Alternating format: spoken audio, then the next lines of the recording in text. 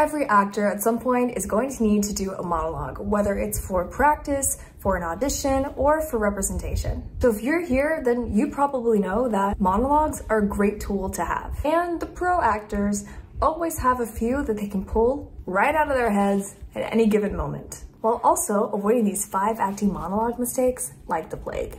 Let's get into it.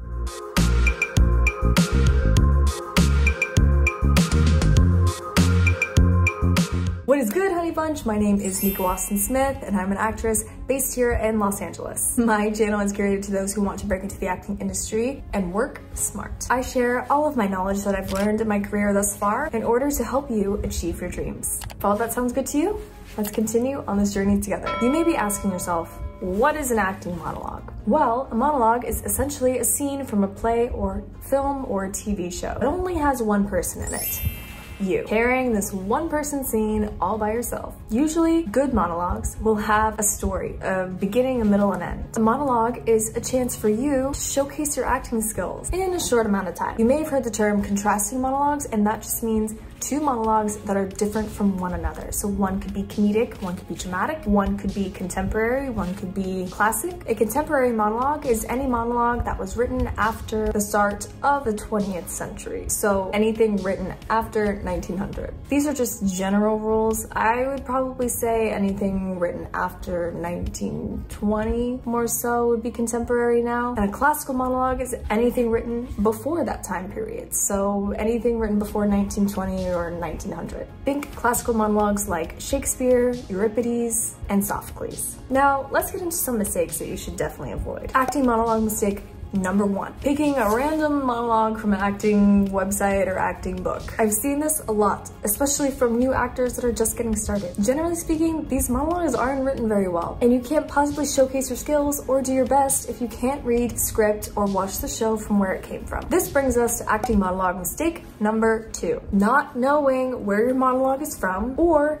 not reading the play or watching the full movie or the TV show from where the monologue is from. Big mistake. Let's look at it this way. A monologue, again, is a scene. A scene cut from a larger piece of art, cut from a play or from a TV show or from a film. So if you haven't read the script or if you haven't seen the show or the film, how can you expect to give a good interpretation of that monologue? It's impossible. Always do your research because it will be really evident to anyone watching that you haven't. Acting monologue mistake number 3, not knowing who you're talking to. Every time you start working on a new monologue, always ask yourself, who am I talking to? What is my relationship to this person? The monologue may be so beautifully written that you don't feel like you need to really put in the work in creating it yourself. But that's a big mistake. Anyone watching a monologue will be able to tell that you're not being specific about who is standing right in front of you. Remember, it's a one-person scene, but that doesn't mean that there aren't other people in the environment or that there aren't objects around you that you could be talking to. Use your imagination and really visualize who you're talking to. Yes, even if the monologue is about you talking to a shoe. Imagine that shoe. What's it look like? Acting monologue mistake number 4, not knowing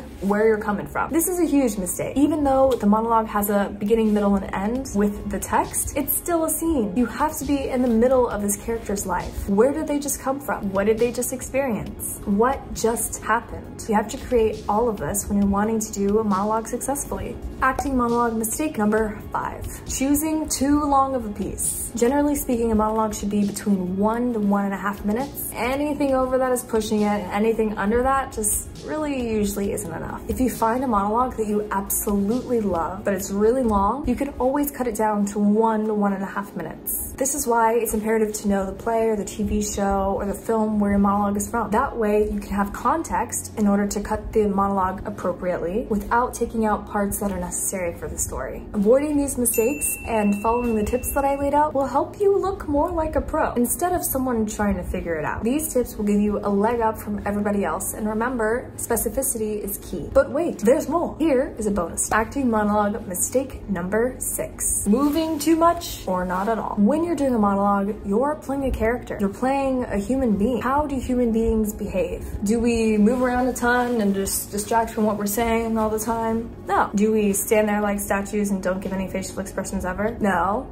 Maybe some humans do, but was not really interesting to watch. Humans move when they deem it necessary to do so. Help yourself out by adding some specific blocking to your monologue. And blocking is just a theatrical term for movement that is structured. But make sure every time you decide to move, it comes from a place of need. You need to step forward in order to connect. You need to sit down to collect your thoughts. You need to stand to accentuate your point, but just be specific about it. All of these mistakes I shared with you are what I've seen some actors do, and honestly, maybe a bit of what I did when I first started out, and also maybe a bit of what I did when I was auditioning for colleges for a BFA program. It wasn't until I got into a BFA program that I really started to hone my monologue and auditioning skills. And then I learned all of these monologue mistakes to avoid. I hope that this was helpful. Leave a comment down below if it was. And here is a monologue that I did from a play by Jose Rivera called Marisol. I did this monologue my senior year of my BFA program. Let me know your thoughts, and I'll see you all Thursday after next. Bye.